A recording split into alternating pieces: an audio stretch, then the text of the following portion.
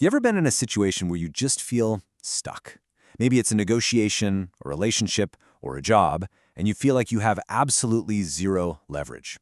Well, today we're going to dive into a really powerful and kind of counterintuitive idea, the incredible strength you find when you're truly willing to walk away. So picture this. You're at a table. Maybe you're haggling over a car or your salary, or hey, even just trying to decide on plans with a friend. The tension is just thick, right? Both sides are dug in, nobody's budging, it feels like a total stalemate. Now, what if in that exact moment, instead of pushing even harder, you just calmly stood up, totally ready to leave the entire game behind? The source material has this fantastic way of describing it. It's like you flipped the chessboard. It's such a dramatic move, and it instantly just shatters the status quo. And that, right there, shows you the immediate effect. All of a sudden, the other person isn't just thinking about winning their point anymore. No, now they're faced with the real possibility of losing everything. The deal, the connection, the whole shebang. Their entire perspective and the balance of power, it just shifts in a flash. This is exactly why we call it the ultimate power move. And it's so important to get this. Walking away isn't about quitting. It's not about failing. It's actually a strategic play that completely redefines the rules of the game. So that brings us to the big question, right? What's really going on here psychologically? Why is it that being willing to just disengage gives you so much influence over how things turn out? Well, to really get a handle on its power, it actually helps a lot to look at the flip side. The position that, let's be honest, most of us fall into without even knowing it. A position where we're basically just handing our power over. And we can call this the fear-based position. It's this kind of psychological trap that's all rooted in the anxiety of losing, the fear of not getting what we want, and it becomes the default setting for so many of our interactions. Now, this is a really interesting insight from the source material. It specifically points to dating, but honestly, this idea applies absolutely everywhere. Business deals, arguments with family, any situation where you're secretly terrified of the other person saying no. That fear, it's a universal power killer. Let's just break this down. On one side, you've got the mindset that's all about fear. It's anxious, it's constantly looking for validation from the other person, and because of that, you just give up control.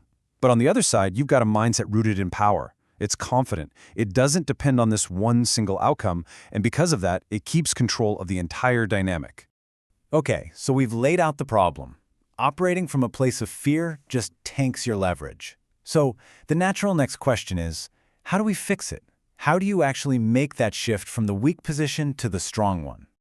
Well, the answer is in this simple but really profound framework. We'll call it the exit leverage principle. And this is the core idea that lets you consciously start taking back control. And here it is, plain and simple. It's not about who's the loudest or the smartest or who has the most money. Nope. The power simply goes to the person who is most willing to get up from the table and leave without a deal. Period. Now, this is the most crucial part. This is not a bluff. It's not some tactic you just pretend to have in your back pocket. It has to be a real, genuine internal shift. You have to truly be okay if the whole thing falls apart because you know you've got other options, or you simply value your self-respect more than a bad deal. So how do you actually get this mindset? Well, first, you got to know your exit. What's your backup plan, your alternative? Second, you have to genuinely let go of needing this specific outcome. And third, once you've done those two things, you'll find that you just naturally reclaim control of the whole dynamic.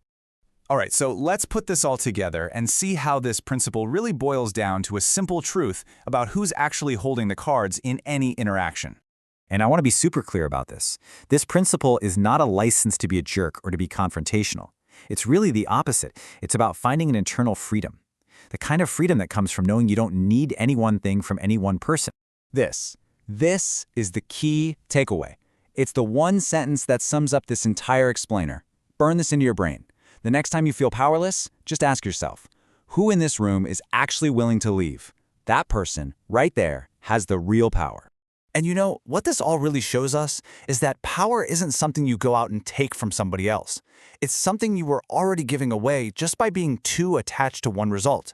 When you learn to detach, you're not grabbing something new, you're just reclaiming the power that was yours from the very beginning. And that leaves us with one final thought for you to take with you. The next time you walk into a meeting, a conversation, any situation where the stakes are high, ask yourself this question. The answer will tell you everything you need to know.